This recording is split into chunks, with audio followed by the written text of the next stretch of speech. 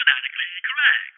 Brought to you by us, fans like you, but mostly us. I wasn't totally focused in there or anything, but I'm pretty sure that mom was trying to bang her son. Wait, the hot chick was Alex P. Keaton's mom? Yeah, I'm pretty sure. But they're the same age. No, but he went back in time. Then why is it called Back to the Future? He has to go back to the future because he's in the past. So the future is actually the present, which is his time. What? In a dark corner of the world, three men will work together to bring you a podcast like no other.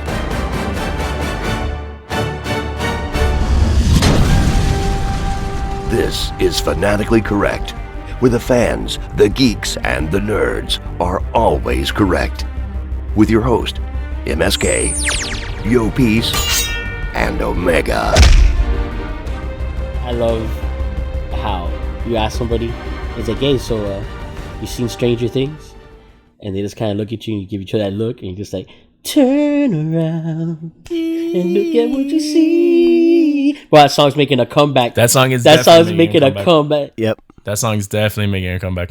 Yeah, I think we'll jump forward to that at the end because I think unless you guys, either one of you has a... Well, we're going to talk about that scene toward the end because it's one of the last scenes. Spoiler alert! Spoiler alert! Spoiler alert! Spoiler there it is again. There it is again. I am your host, Omega. MSK. Yo, peace. And we're going to talk Stranger Things, seasons 1, 2, and 3. Number 3. I do want to start, because MSK and I were talking about earlier today, and kind of Yo Peace and I too, and I think everyone's talking with their friends, like, the whole thing with Stranger Things, like, it kind of, I mean, obviously not kind of, but it's like totally made... It's 80s nostalgia made for adults that were kids in that era. Because obviously there's a lot of more cursing in Stranger Things than there were in The Goonies and Stand By Me and Lost Boys. Well, actually Stand By Me had a good amount of cursing in it, but Stephen King would expect. But Lost Boys, Monster Squad. Monster Squad was a good one. I think that's an underrated one. It is. Yeah, it was alright.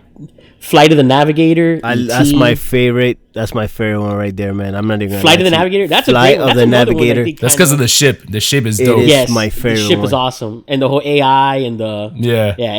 That's an awesome movie. Sarah Jessica Parker, right? Is the blonde, the young blonde that's helping him out. Was that her? Yeah, I think that's Sarah. Yeah, that's Sarah Jessica Parker.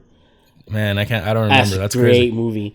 Little Monsters, remember that one? Little Monsters is another one. Like, yeah, I think Goonies like really stood out and still to this day stands out. Stand By Me because of the dramatic part of it. But yeah. I think like Monster Squad, like underrated. Lost Boys is the Coreys.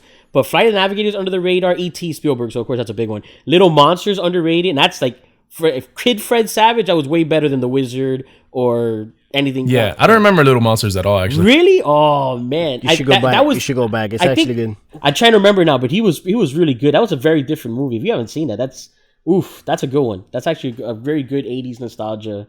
Well, it's not nostalgia. It's actually made in the 80s. So same thing. That's a really underrated one. Labyrinth. That's of course a great one. Explorers. Yeah. Explorers is another one. River Phoenix. Ethan Hawke. Ethan Hawke. Man, some good ones, and that's another one that's like super underrated. And the alien in that one. Well, the Explorers got cheesy with the aliens. Yeah, it did. Yeah, it did. It totally did. But it's made for kids, and like that's what I'm saying. Like Stranger Things is taking all the things we remember about the '80s kids stuff that we loved, and then making it for us now. It's family friendly. It's not like a lot of sexual content like that, but they do make it more adult content because they know that they're making it for people between the ages of 28 and 45. You know what I mean? Like people who are kids. It's for us. It's for our generation. Because like that, we were talking about the song from The Neverending Story, which is another one that's a great one from the '80s that. If no one's seen that, like my wife actually never saw it, so that's a whole conversation that Yo Peace is gonna force her to watch it. It's happening. It's happening. I don't care. She's arguing that it's not. But it's happening. It's happening. Gotta happen. She's never seen it at all. No, deprived childhood. She's never who has never sat down and seen Never-Ending Story? She's like, I was dying and she didn't understand why I was laughing so much in that scene. When it does and you know what? I can get you not watching Never Ending Story too. I can get that one. Yeah. But the first one? Come on. I mean, I've seen that movie. I mean, it's not one of my favorites though, but I've seen it at least. Yeah, you know, it's funny. I was thinking about this, even though I'm gonna bring up Karate Kid for a second, even though it doesn't really, it's not really a coming of age or whatever. But it's kind of this is something I was thinking about. I was talking about MSK. I got to meme this on the Instagram or something somehow. But I was saying like 4 of my biggest villains of childhood were obviously that wolf thing, Gamork or whatever, of the darkness of Neverending Story. Yes. And then of course Jareth, Darkness, which is the big devil thing in Legend. Oh my Tim goodness, Curry. that was 10. And then of course, you know, Sweep the Leg, Johnny from Karate Kid. And I was thinking like if I had to pick like 4 tell all about my childhood villains, those are my 4 villains. But one of them, the Darkness, the devil, Tim Curry definitely became like one of my all-time favorite actors. Awesome. True comedian, Yes. He's awesome. right there. David Bowie, one of my all-time favorite musicians, like just an incredible musician, performer, songwriter, singer. Johnny from Karate Kid with the whole Cobra Kai thing is like the most redeemed character ever of all time. It's true. Because that's he's like, I actually love him. I root for him. But, you know, I'm sorry, MSK's have to bleep me again, but that thing from the Neverending Story, fuck that thing, all right? We have to watch that horse die. Yeah, all no, right? for Atreyu real. losing that horse, one of the most emotionally breaking, because this is one of the things I was describing to my wife about what makes the Neverending Story such a, like, huge movie. Like, if you take away all the cheesiness and the flying dog and all that. A lot of cheesiness. But the drama, the kid lost his mom. Exactly. The kid lost his mom. He's getting bullied. He's stuck in this thing reading this book. The book itself is about this princess. Their whole world is dying. This poor kid, you know what I mean, is having to you know, basically fight the universe and save this princess. Loses his horse, you know, and that's like, man, I that's probably one of the most hardcore deaths I could think. I mean, if I watch it again now, it's a little dated. But that was definitely one of the most. That scene is still amazing, and it still gets me. I don't know. I don't care what anybody says. That scene is still crazy. Yeah. It is. The way he's screaming to I think they actually lost that horse. I'm not even gonna lie to you. Like in real life. You know what? It was the 80s. It was the 80s. I don't know where they filmed that. They might have filmed that in another country where it's okay. Yeah. So like there's no PETA. There's no PETA. So for the sake of filmmaking, oh man, that's even more depressing. Yeah, I think that actually happened because if you look at the scene, that horse is actually drowning in there. I don't know what's happening, but there's a real horse in that scene. It's like at the end of that movie, in the credits, it says, for dramatic purposes, all animals filmed in the scene were harmed during the filming. Oh my God. We never saw it. We never saw that one. Nightmare. Oh man, that's heartbreaking, man. And it's like, well, I mean, in fairness, you know, spoilers on everything we're gonna talk about in this episode. He comes back at the end. You know what I mean? Everything gets fixed. And Yes, but that was before. You know how they film. You know how they film, right? They kill. You know, that's the second horse. That's the second horse. I'm gonna say it was like Groot. It was like Groot. That was he didn't get the same horse back. He got another version of the horse. Definitely not. Oh man. So yeah, but anyways, those Stranger Things. I just had to point that out. Yeah, before we get sidetracked. Yeah, so I mean, let's get on. So what are we gonna start with? Go in order, chronological, seasons 1, 2, and 3, or sure. I'm fine with just. I mean, yeah, we could do a little bit of the first two seasons. Yeah, just a little bit of, so of each. Just a quick recap. You know what? I'm a glutton for punishment because I actually got you guys to just kind of whiz right through unless you're holding back for later in the end. But I'm gonna defend it and say that Land Before Time is still a coming of an age movie. That's very okay. Hey, yeah, listen. yeah, it's on the list. I mean, I don't It's on see the the similarities to Land Before Time and Stranger Things is really just point A, point B. Like they're just traveling to places. I think. Hey man, nah, man. I think that the Mind Flayer was like the T. Nah, I'm not gonna defend this or whatever. It made the list. No, you can defend it. Listen. Defend it. Yeah. Listen, Linda. Listen. Just defend it. Just defend it. Just defend it. This is your moment right here. Plucky is just like know that the you're Dustin. wrong. Plucky's like the Dustin, and then like you know, like I guess the 11. Remember the Triceratops was the toughest one of them. That's I don't remember her name, the female. So like 11 and like.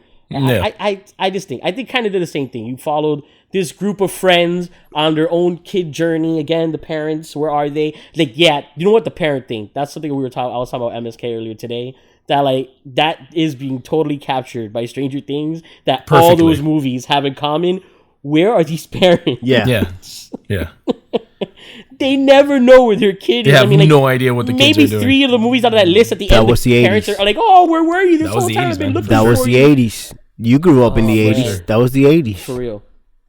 Different times. Why'd you single him out? Why'd you single him out like that? Well.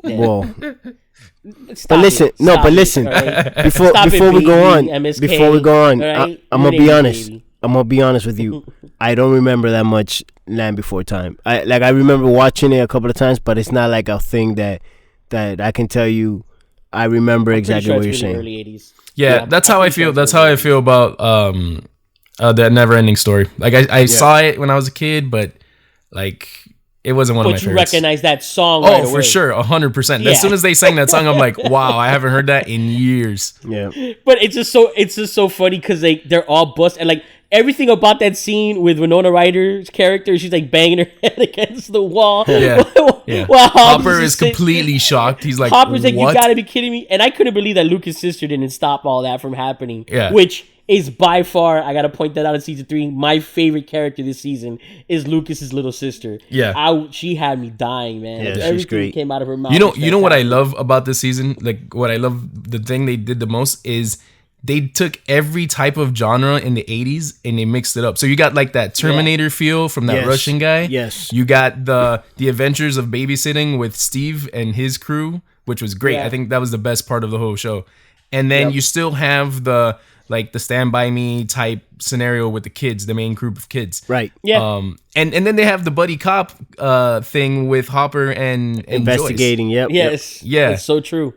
So they did a great job with that. And the Terminator one was blatant. Like, it was Blatant, like, very. Like they made the Russian talk almost like a German. You know what I mean? Like he had even an accent, like total. I'll be back. And even the part he gets shot and he's wearing. Of course, he's wearing Kevlar. Oh, which I knew is that. So 80s. I knew it's that. like, why are you shooting the guy in the chest? Shoot him in the head. Yeah, You know exactly. he's wearing Kevlar. Exactly. No, but I thought they balanced that out very well with the different cast members and how they teamed them up. I know we talked about team ups with Avengers. I think the team up they did with Stranger Things with the different kids with who's with who. The pairing is great. It's perfect. It worked out very good. It was really good. Yeah. And I gotta tell you some breakout before we get into the actual story and definitely individually because we're talking about things that we like, you know, our favorite things, characters like that. The performance by what's his name? The brother, you know, Billy. Billy. Wow, like they did such great casting on this show because characters who have smaller parts, you know, in one season, they really break out. Like this season, I get it. A lot of people are complaining that they underutilized Will because he's a great actor. That was my complaint. But he was huge last season. He was huge, and I think he should have won an Emmy or Golden Globe or something. Because but it's time to move on. It's time to move on and give other people their time. Exactly. And I think Billy it worked was incredible. out. Yeah.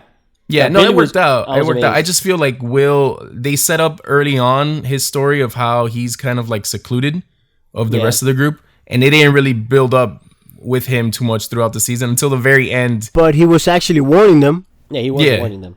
Yeah, he was warning them, but I'm saying like they built out how he felt like secluded, like he felt alone, and they didn't really touched up on his character too much until the very end when you see him and Mike patch things up and you know. But I see what you his mean. His acting from season 2 was incredible, and I think they could have done more with him. I mean, in fairness, in this season, I'm not sure what the time frame. I know season 1 had a little bit more of a time span. It was like weeks. And I think season 2 was the same thing because 11 even left and came back weeks. Where this one was within 2 to 3 days. You know what I mean? Like this was like a more shorter time span. So because of that, we don't know. No, I don't think it was 2 or 3 days. It was between season 2 and 3. No. I'm not talking about in between season 2 and 3. I'm talking about the time span of season 3 was taking place with it like in 3 days, where season 1 was weeks and season 2 was weeks, and season 3 was only like a 3-day time. I would say span. like a week, about a week time period. Also, we don't know remember exactly. the whole Russian thing. They were only 24 hours down there for the whole Russian. Yes, but we don't know about the intro of the Russian and the outro. Aspect of it. That's true. Yeah, so that was you don't know actually. really. No, yeah, there was a time span there. There was months because it was the whole building of the mall because they failed and the guy told you have a year and they failed and then they built the whole mall on top of it. So yeah, and the whole mall thing was hilarious. Just everything in the Back to the Future in the theater. When my god, that scene that scene was great because as soon as they started playing Back to the Future in the background, I started quoting the movie. And my wife is like, "Are you serious? Are you really doing this right now?" While we're watching Stranger Things, and I'm quoting the whole movie of Back to the Future in the background. You can't help it. I can't. I have to. No, I love it. Everyone, I always go to that joke like, I think that kid's mom is trying to bang him. Yep, that's exactly what it is. Yep. It's awesome, dude. And it was so sad because finally got a break from that. Steve won a fight, like finally. I know. And then he's getting tortured later, beating the piss out of him. The poor kid, man. Like, really telling the truth too. Like, didn't matter. They're busting. That group was awesome. Open. I thought that team up was great, man. Great dynamic. Lucas's sister with Dustin and Steve, and I love it. Like, it's Dustin and Steve, like all the stuff that they know about already, and they're like dropping back, like, actually, like, what are you guys talking about over there? Yeah, that duo, so that group is so good. I think that they can actually feed off of that and make another show if they really wanted to. Yeah, they had to. They worked so well. Yeah, it worked so well in season 2, the Steve and Dustin relationship. They're like, we're setting this up so it's the two of them against because they knew just everyone enjoyed it so much. And I actually like the switch off of 11 with what's her name now, the redhead with Max. With Max, I like that switch off, and then we got more of a different Lucas with Will and the whole and thing, Mike, like, and Mike, and like you were saying about the the separation because they have girlfriends and he doesn't, and he's more into the Double Dragon, so which is going to be interesting now when they come back because there is going to be a season 4, right? I guess that's for sure. Yeah, and then I guess the theory is that's going to be the last season, and season 4. Yeah, and I hope it is. I hope one more season. I think they're good, man. Yeah, because they're going to outgrow it, and again, that's what brings in the nostalgia, is the whole kid story as the main center with the adults circulated around it. But it's going to be interesting to see the dynamic that they start from, where 11's been living with, like, and actually I agree with the memes. Like, Joy is definitely the villain by the end of the season because, like, why would you move these kids? Like, what? And you can't communicate like we can now because we have the internet, we have phones, we have everything. They have once they leave their town, they're not going to talk to each other. They have Cerebro, so yeah. But I just hope they don't do the Dawson's Creek 90210 whatever, and like now Will and 11 have a thing, and and then that messes it up for Mike because now they're like, I just hope they don't go that route. I don't think they will. I don't think so. No, but I just really hope no one even comes. I just hope they don't. I don't know why they will. No, I don't think they will. I don't think so either. I think the writers on the show are good writers. You know what I mean? Like, they don't. Yeah. They think things through. They're fans of their own work. I mean, they set it up. They set it up that they could do that because exactly. Mike is like, it's not my fault that you don't like girls. Yeah. And Will to take his girl the next season, it would be like the biggest fu. That's funny. It'd be crazy. And poor Will. Side note, because he had it the worst of everyone else. And I've talked about this with Yo Piece. All right, I don't know about you all in the 80s. We live in South Florida. It's really hot, way hotter. They film in Georgia, but we're like, come on, we never wore shorts that short, man. Like, not even my bathing suits are that short. I mean, that's happening. That's starting to happen a lot now because you have like the whole fraternity guy style with the really short shorts, the floral pattern or whatever. But in the 80s as kids, nah, man, we didn't. No, we were 1960s basketball players. It was not. Well, that's one thing, man. These kids, they got through puberty. Like, puberty hit them hard, man. Yeah, this season. They're all big. They're all really tall. Will and Mike's voice dropped hard. I'm like, man, these are the little kids from season 1. It's incredible. Yeah. Like, it's bunch of Bran Starks tower by the next season. I want to bring one thing up. I listened to the coverage that we did of Stranger Things 2 years ago, the first season. Yes, and good for you, man. He's our research department. I want to bring up the part where Omega brought up how in that season they kept making Barb a big deal. Yeah. This season they did. Why is this Alexei guy so huge? This season? Yes, he's huge right now. No idea. They're doing the same thing. They're blowing up a character that doesn't need to be blown up. And I'm like, yeah, he's there. He's good comic relief. They killed him. Spoiler alert. I mean, we already did the spoiler alert, but yeah. I mean, what is it with people just getting these characters? But you know what? Like, at least this guy had more lines than Barb. For sure. Yeah, he did more significance. So I could see people. I could see people liking him because he's the guy that didn't even know the language, and they had this bond together. They had a couple of scenes. Yeah, that's true. He had a couple of lines, but Barb. What did Barb do? No, Barb didn't do anything. This guy helped save the world. You know what I mean? He actually told them how to destroy the device. Exactly. And all that helpful information. Barb did nothing. That's true. Well, they did it last season also with what is it, Bob? Sean Ashton's. What if the American is Barb? But what? What if the American is Barb? Oh my God! Stop In it! the Stop it! It's the Harper Stop Barb. Stop! No, we saw Barb's body. We saw Barb's body. But we don't Barb's know because body's- they brought back the Demogorgon. She's dead. So I don't know. no. She's dead. No, but every season there's one character. Every season there's one character they build up, and last season I think it was warranted because he was kind of heroic in that one scene. Yeah. But this year, like the Lexi's character, I mean, he's a comic relief. It's not. Yeah. He's the Like- plucky comic relief that just gets. But he wasn't bad. He wasn't a bad character though. Like, No, he wasn't. He wasn't. It's just But like he's the just meme not a culture is important- blowing him up Oh right yeah, now. usually that's what happens with these side characters. But again, he had more lines than Barb, so I don't mind this For one. sure. I do mind Barb by far. Like I don't care. I don't care. That was annoying. What about Barb? What about her? What about her? What about it? Yeah, that was annoying. What about her? That was annoying.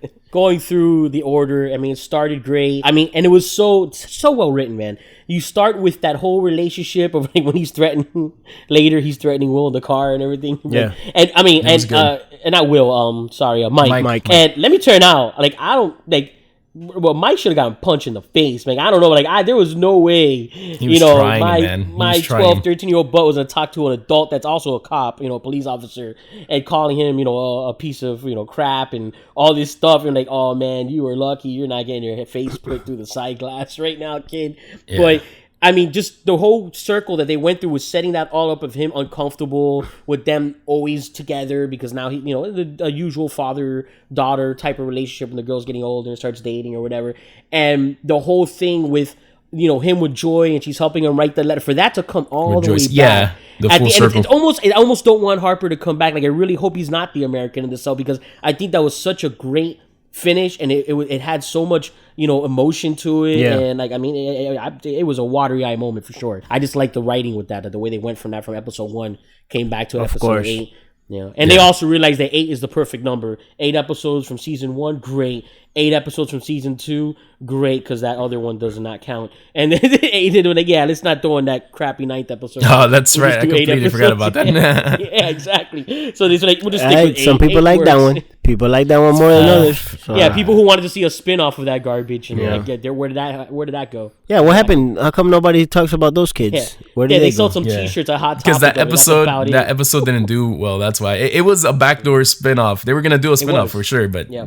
I guess it never took off. But yeah, take it away. Something like season 1, like I was saying, like just it's a mind-blowing series right out the gate. Just it blew everyone's mind. Like, what are some of your favorite moments from season 1 other than Barb? I think just the feel of season 1, and I think even though season 2 and 3 are great, the feeling of season 1, but since it was like the first season and we hadn't had this for such a long time, that they captured the 80s feel perfectly, that made it so great. Like, it was incredible. Yeah. Right off the bat, it was like, wow, what is this? This reminds me of the stuff So I used to many watch things. when I was a kid. Yeah. The theme music and just the title, Everything. just the opening sequence. Yeah, and even the way title that it's screen and shot, like Yeah. they added, like, I don't know what they did, but I feel like they added more grain. Like, Yeah. it felt film, like real film. It wasn't like digital. Like it felt good. Like, I don't know, man. It felt like the old style of movies and yeah. season 1 was great right off the gate. Like, every episode in Like season season 1 was one perfect. definitely gave me more of the ET vibe. I mean, 11 being the ET pretty much. And then the horror came into play, but it was a lot of the ET vibe of this special, Yeah. being basically, and having to hide them from, her, from all the adults and from our family and from friends because they won't understand. And I mean, I gotta throw back, like, I think the person who did that really well, and that might have been what kind of influenced Stranger Things, is what was it? The film 8mm or something. The Super 8. Super 8. Super, that was Steven Spielberg. yeah. Super 8. What are we talking about again? Hey, well, yeah, that's different the film. biggest. Yeah, that's nothing like that. Nowhere near this genre. Yeah. But I don't know what Stranger Things series you were watching. yeah, but- well, there was Stranger Things in that movie. I can tell you that right now. But And I want to mention one movie that it's actually one that I thought about while watching Stranger Things was Attack the Block. yeah. Yeah. I've only seen parts of it. I haven't watched it all the way through. But I know what you're talking about. It's aliens, right? That they come on the into the neighborhood? but that's one of the first. One of the first ones that I remember John Boyega to be in it. Yeah. and it's actually a good movie. Like it has that type of feel because it has that bond together, kids bonding together to do the something. friendship. Yeah. Yep. So it's actually a good movie, and that's what I thought about watching actually season 1 of Stranger Things. It gives you that nostalgia. I'll tell you right now, there's one that's out now. It's basically kind of, I don't think it takes place in the 80s or anything though, but it's that same coming of age, kids coming together to take on a big bad or whatever. I think it's called The Edge of the Universe or the Rim of the World or something like that. It's a new Netflix film. That's a Netflix one. Yeah, I heard about that. Yeah, that they just filmed also, and that one looks like it's on my queue. I haven't watched it because obviously Stranger Things came first, and then we had Dark, which we got to review that too because Dark that's gonna take some details on Dark. Yeah, because that's deep. Yeah, that's like a lot of thought provoking. But yeah, so yeah, I mean, I get that. Like, it just everything. I mean, that's what just makes Stranger Things so great. And I think season 1, like, they really set that pace. They never moved away from it. In season 2 and 3, I think season 2, that one episode that I definitely did. It was like an attempt at like an 80s version of the X-Men or something. They maybe were trying. They really were trying to push hard on the spinoff, and honestly, that's the only episode from the whole 3 seasons that I did not like at all. And I personally didn't mind it. I just thought I did think that it took away from the actual story, so it was there was no need for it. And I do see where they were trying to do a spin-off off of it, sort of, but they could have given you that at some other time, maybe towards the end or something, instead of like being such in the middle. It was so blatant. It was blatant. That's what it was. That's the point. That's the only reason that I minded, that I didn't really understand why they did it this way, but I didn't mind it in the sense of it didn't really do anything less. It didn't break the season for me at all. And in fairness, it's a lot better than like other episodes of other shows. You know what I mean? Like, it's still like if you compare it to a bad show's best episode, it's probably still better. You know what I mean? Yeah. And like, I mean, for the past 2 seasons of Walking or Fear of the Walking Dead, it's better. And the problem also is that they gave you that, right? They gave you that in the middle of the season, and up to now they haven't even referenced anything of it. So it's almost like it's something that's actually in a way might hurt them if someone actually liked that episode and wants more of it. You know what I mean? In that sense, never revisit it. In that sense, you're hurting the story. So you should have just done something else. Just or released it later on instead of just putting it in part of the season. But that's just what happened with it. Yeah. But you know what? At least they did it for one season. I mean, one episode. At least they didn't do it like a couple of episodes. It was really just that one episode. Was like, all right, just a complete. What is this? Yeah. And I'll talk what I was talking about earlier. And noticing that episode was a break, but the rest of the season, like, it was a lot like season 1 in the sense that Dustin had the, what do they call it? The demi-dogs. The demi-dogs, yeah. Well, it was almost like what I was talking about earlier with 11 in season 1. Then he had the demi-dogs in season 2. Season 3 really didn't have that E.T. The feel. It didn't have that part. But then again, all the kids are older now and they're diving more into the horror. And then they added, like we said, newer genres, the Russian bad guy genre, they the added Terminator genre. So they kind of went ahead and strayed away from that. But I will say, and I'm guessing MSK, I'm pretty sure season 1's your favorite season of the 3 is pretty much what you're sticking by. Yeah, it's still my favorite one. It is. I'll ask Yopi's his in a second. I'm just going to say mine actually is season 3. I will say barely over season 1 because it's almost like Star Wars Empire, and then Empire Strikes Back, is that without the first, you can't have, where we are now. Right. But I love the pace of season 3. Like, it just got right to it. I mean, right to it. I mean, within a blink of an eye, they had Billy in the sauna, and that whole fight happened, and Hopper was already it was like so quickly paced that it just dove. I mean, only the first episode felt, which that's how the first episode should be, felt like a setup, where it just kind of felt to me there was a lot of setup happening in season 1 and 2 to then get a lot of stuff in the last couple episodes. No, I didn't. I didn't really get that. I felt like the setup for this season, it took a little while. Like, really, I felt like things didn't really pick up until like episode 4. Episode 4 for me. I mean, not that it's bad. It was good. It was still a good setup and everything, but I didn't feel it as fast as you did. I will say, because you're talking about 4 episodes. Which episode was it where I dump your ass? What was that like?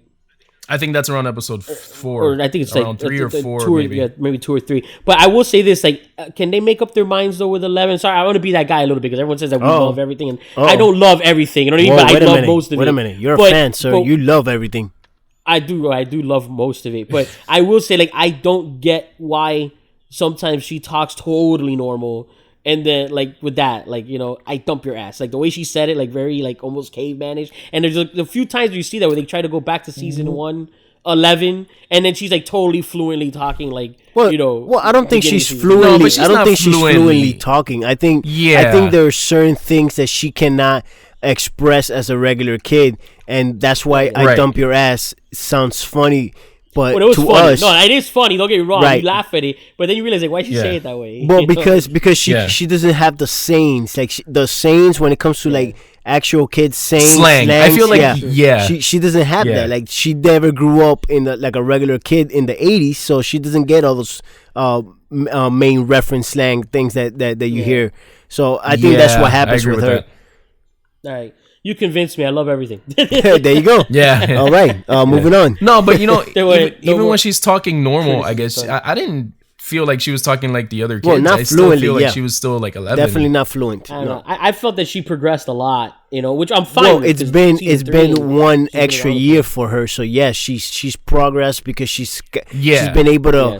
Have friends, watch more TV. That's what we did, right? We sit down and we watch TV. Which I wish we would have gotten more of her and Hopper like hanging out watching TV, because that was a huge thing in the letter when they're reading. Like that's a big, you know, thing that they used to do. But I mean, they did. I mean, hint at it and talk about it, because remember he even told when he was trying to set up the date with Joy, and he's like, "Well, I have to be home by 10 because that's when we watch." I forgot what it was he said together. So I have to be Miami Vice on Friday. Yeah, exactly. They hinted it toward the end of the season though, and they didn't show it. Like I would have liked to see them hanging out more, like to get that feeling of father-daughter. That, man, but it's eight episodes, man. 8 episodes. No, I know. I just wish.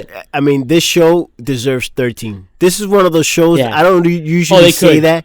Not even 13, maybe 10. Yeah. 10 episodes. This is one of those shows. I don't usually say that about shows because I think less is better. And in fairness, we got like 10 of Jessica. Well, no, I didn't think it was more than that. Like 12 or 13 of Jessica Jones. Of what? And no one saw it. And what's the other one? I couldn't hear I'm just saying in general, not just this last season. I think I didn't hear you. You said something, but I didn't care. Just kidding. I'm just kidding, man.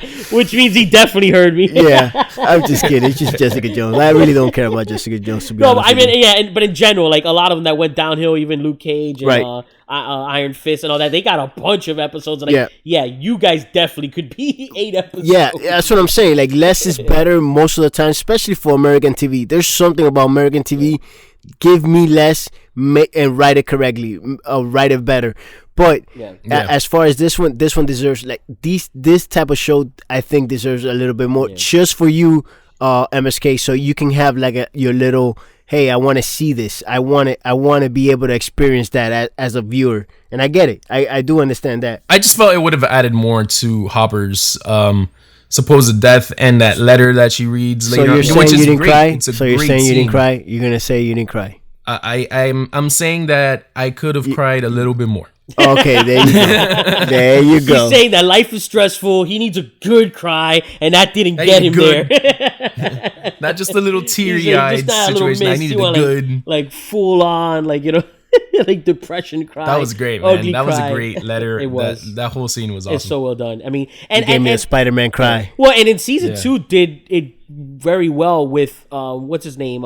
With Sam Astin's character. Bob, was it Bob? I feel like it was Bob. Yeah, Bob. It was super Bob, right? I think it was Super Bob. With the thing and even the way they referenced him at the beginning of this season. Which did you at all maybe think there was a ghost thing going on before they got into that whole? No, thing? No, not at all.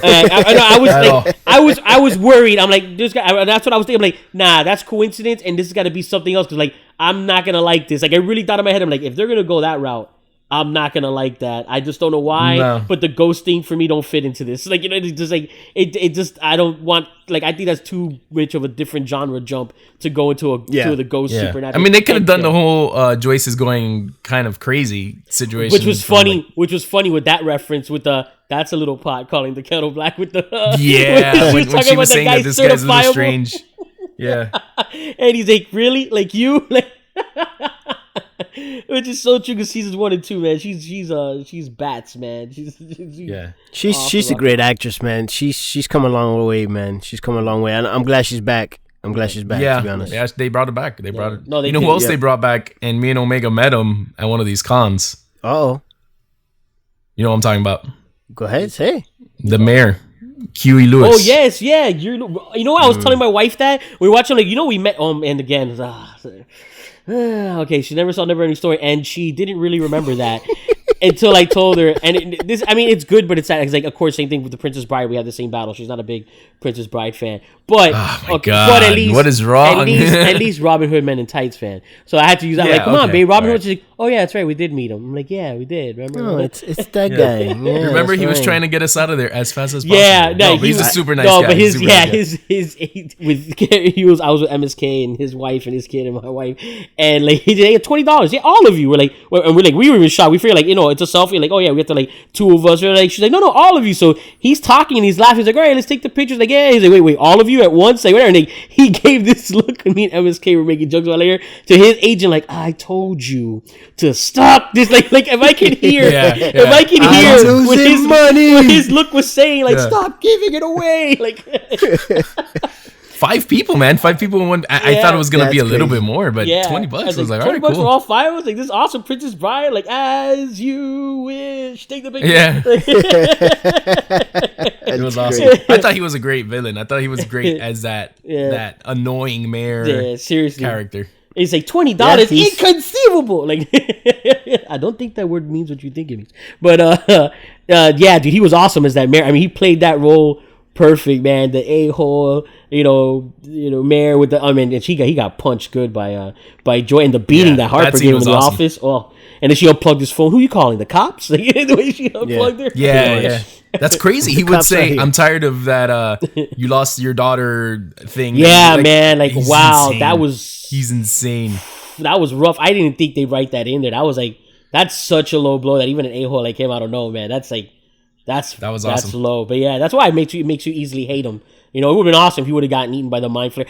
And you know what? I'm gonna say a little disappointed that they pulled back on the large scale. You kind of felt that thing was heading towards the fair.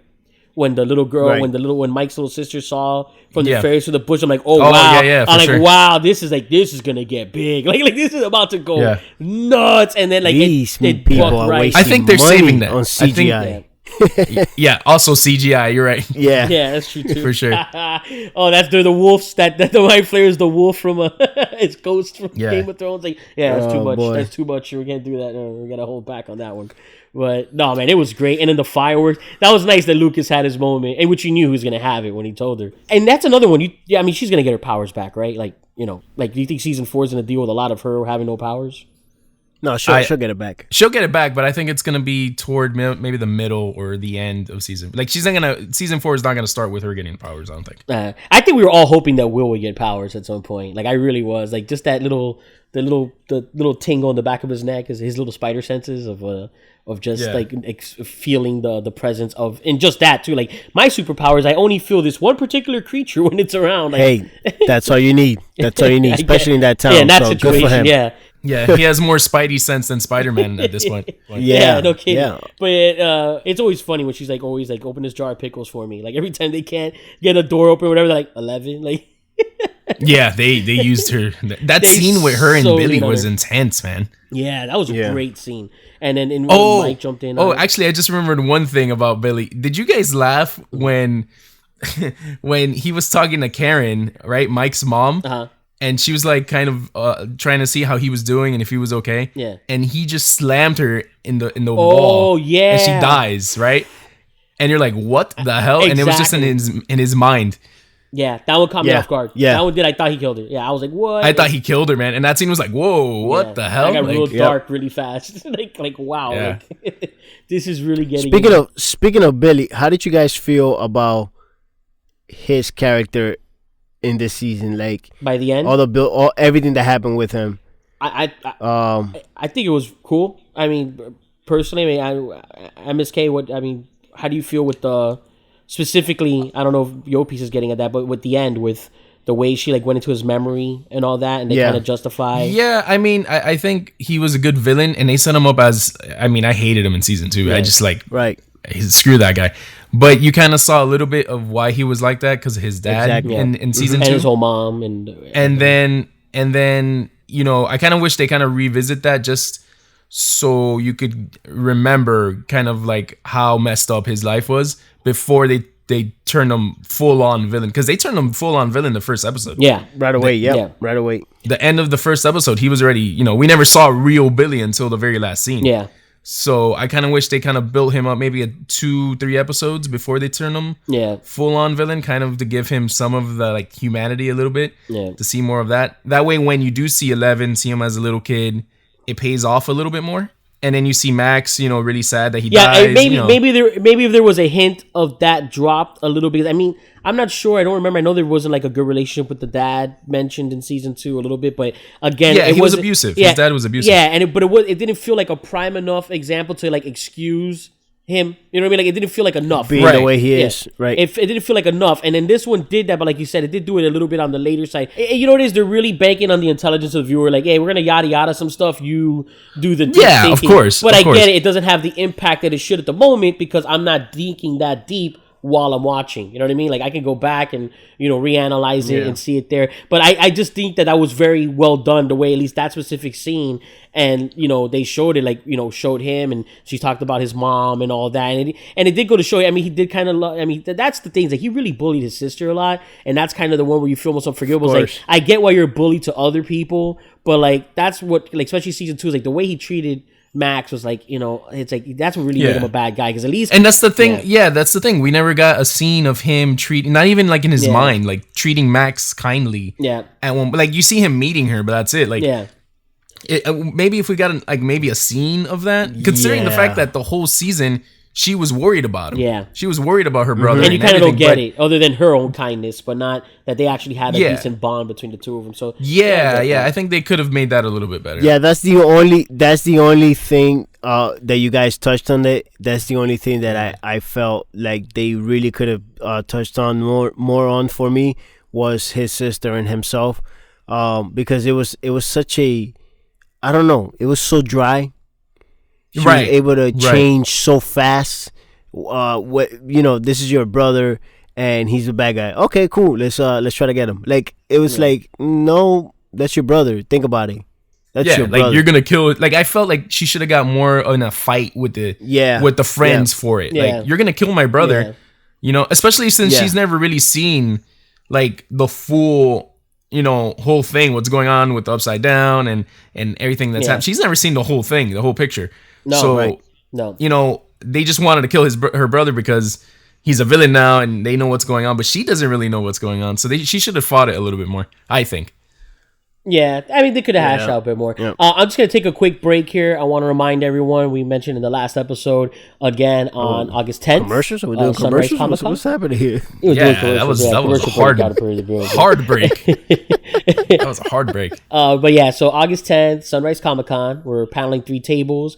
I will say one of the panels we're doing is retro Saturday morning cartoons, nostalgia. So we'll be talking the same stuff. Like almost like we said, Yo Peace and I last week with the Spider-Man. I could see us definitely talking, you know, things that are going to be Stranger Things-ish, in the concept of like how the nostalgia of the cartoons we watched growing up and stuff like that, and how parents, you know, watch that stuff with their kids now, and they're rebooting it, rehashing it, all that. One of them was also iconic villains of sci-fi and fantasy, and Stranger Things got a couple.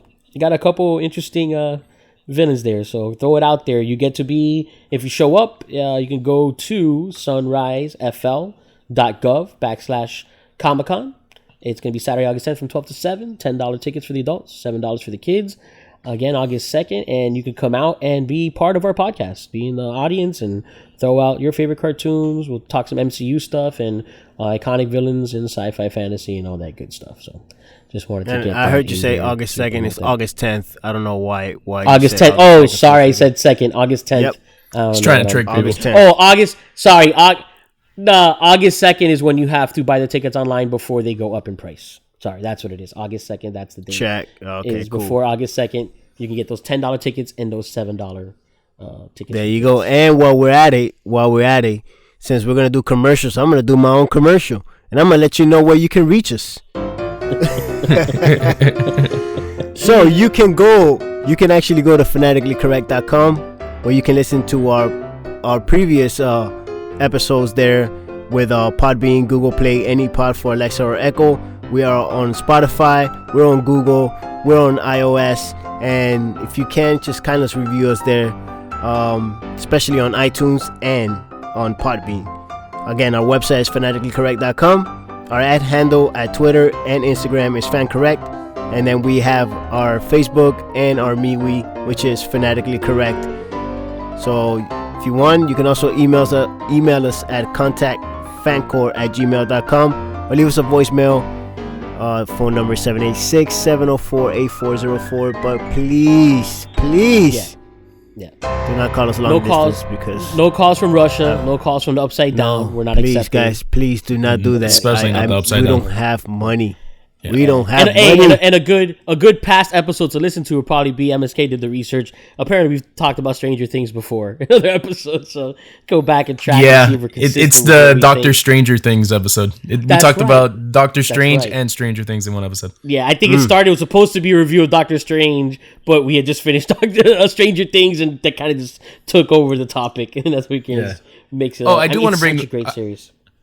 I want to bring up one thing about that episode. Omega, you brought up that you wanted Will to have his powers and kind of go off and kind of fight 11 at one point. Yeah, because it was end of season 1 where he spit the thing or whatever into the sink and and which was end up being the demi-dog or whatever. And like, I really thought that they were gonna go that route, and then it almost be like the friends have to choose the friend that they originally had. Yeah, but he's bad now. And basically, almost have his Billy moment.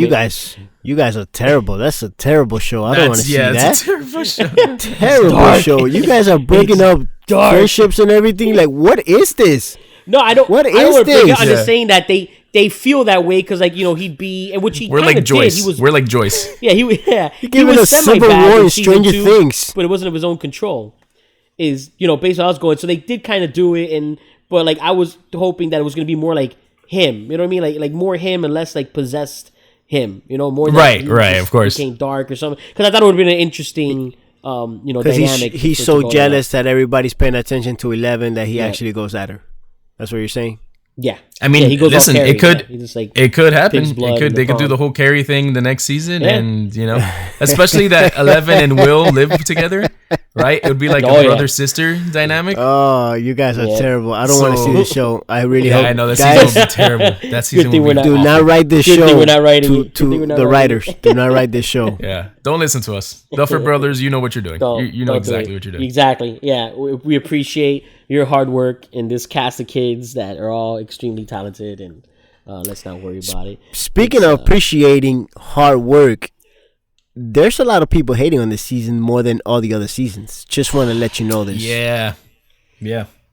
Did you guys see that? Yeah, you shared some stuff with us, and I've had several conversations personally with people about their displeasure with Game of Thrones.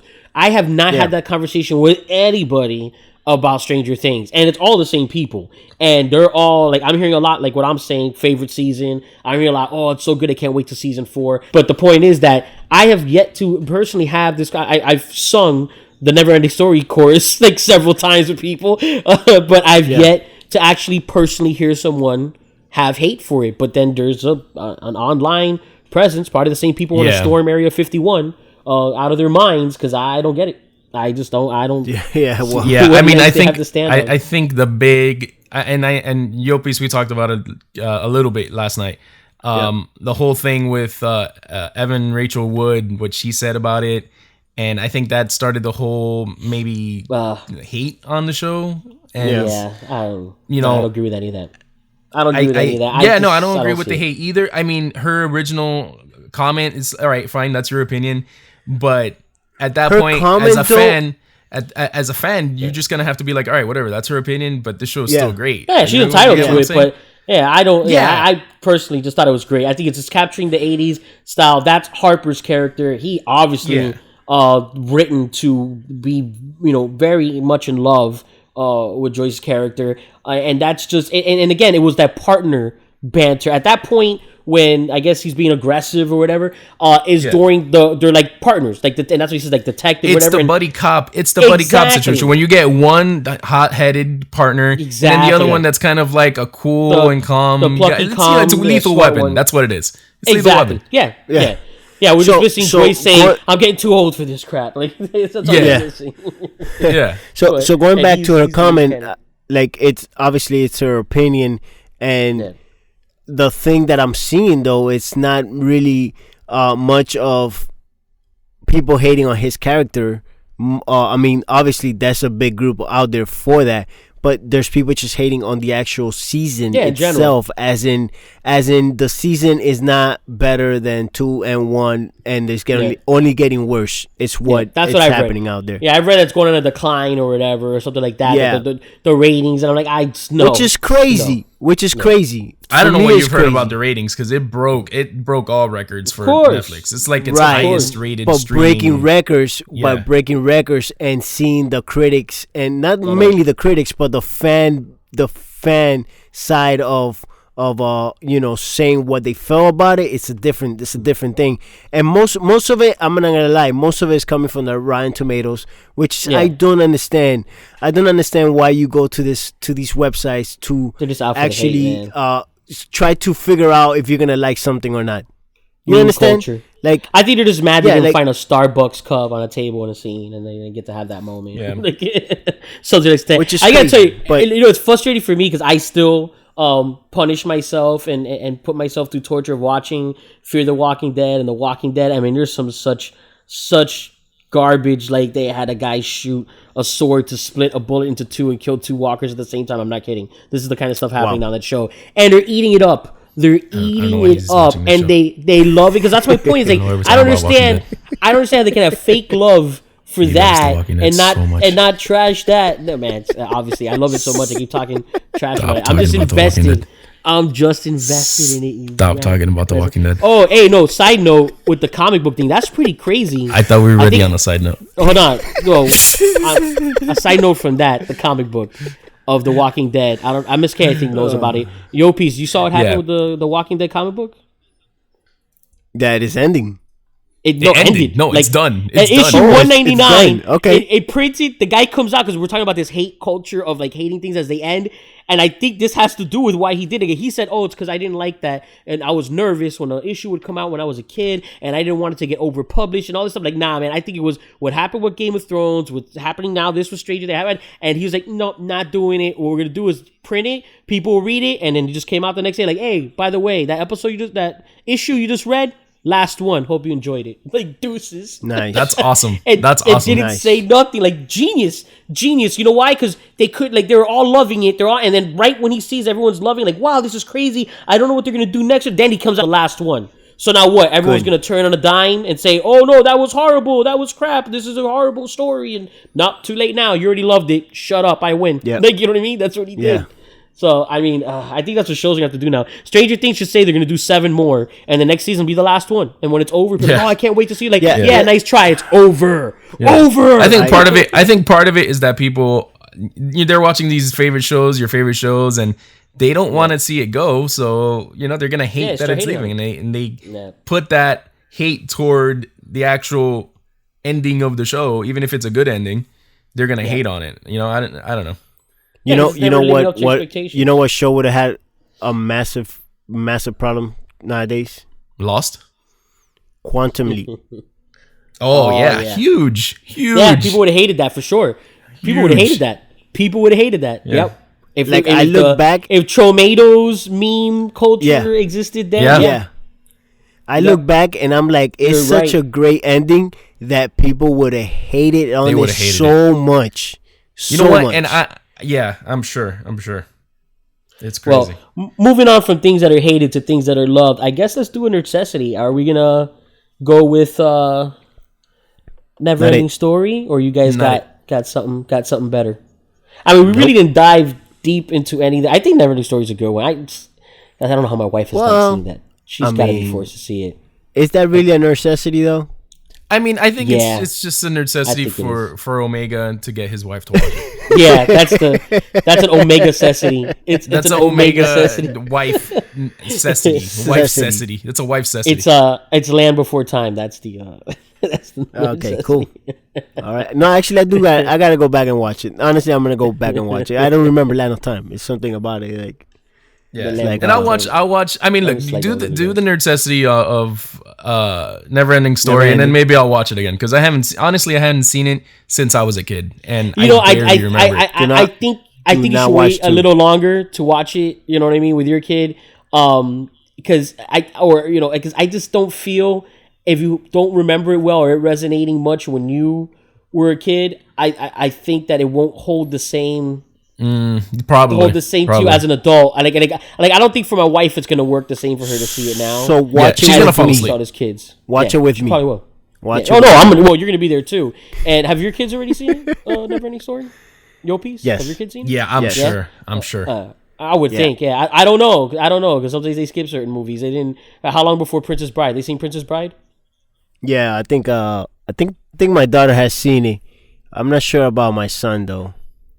But I think my daughter has. I think he needs to be a little older because a lot of the jokes you have to be like the right age. You know what I mean? Like I think that's the like thing. 8 or 9. Yep. Yeah, it has great action stuff like that. But there's some jokes that you just gotta have a little bit more maturity to really. I mean, as an adult, it's great. I mean, watching it later on again as an adult, but the first time you watch it as a kid, I think like 7 or 8 is kind of that sweet spot depending on maturity level. And then any age after that is like it just gets better and better each time you watch and you're older and you can get certain jokes. But I think like it's like I would never any story. I think it's so cheesy and campy that, and like I think I had this conversation with MSK, is like with the CGI, like kids are so spoiled now. You know what I mean? Like kids are so spoiled now with how good things are that if they've already seen things like Spider-Man Far From Home and Infinity War and even like whatever this new Mary Poppins, I'm sure the effects in that are out of hand. Like any of this stuff. I mean, the Lion King that's about to come out, the CGI is sick in that. You know what I mean? It's like, how are you gonna watch Neverending Story after seeing that stuff? That movie magic feel thing, it's out of the door already. We're really probably losing it. There's only certain directors that are actually still doing things like that. I don't think that's gonna be anything in the future. Like I don't think kids will actually feel anything towards those old movies and what they mean as the movie industry. And what they were and how hard it was to actually be an actor and filming and doing all these things. I think all that's being lost. I hope not, because I know there's a new look, like what I mean, like there's a new feel for the film industry and everything is being done. It's still hard. I'm not saying it's easy. Obviously, like you need to know how to do it. Like it's a craft. Right. It's a skill that you really need to learn it and be able to do it. But I think a lot of it, of the old school things, I don't think they will really care about it. And I think we're moving into a point where everything is going to be hated on, even if it's great. It's just a thing. It's just a thing now. Like it could be amazing, and it's still hated on just because. Yeah. So I mean, I'm gonna say it outright. Look, I mean, instead of getting in depth on one. Just a quick rerun over of the movies I mentioned. I'll start with Super 8, and that's a Spielberg, so you can't go wrong with that. And the effects are good. Spielberg and Abrams. Yeah. Yeah. Oh, yeah. Exactly. Bad Robot. It's a Bad Robot. It is. I'll start with Super 8. Great movie. That one holds up because it's not dated. But it does the whole nostalgia thing with the kid story. But just for the sake of the story, like just watch it as an adult and pay attention to the story, not so much the CGI, the effects. If you have kids, great, introduce them to this stuff. But down the list again, Goonies. That has to be in your repertoire. Stand By Me has to be in for sure. in your history. Yes. Lost Boys, especially for season 1.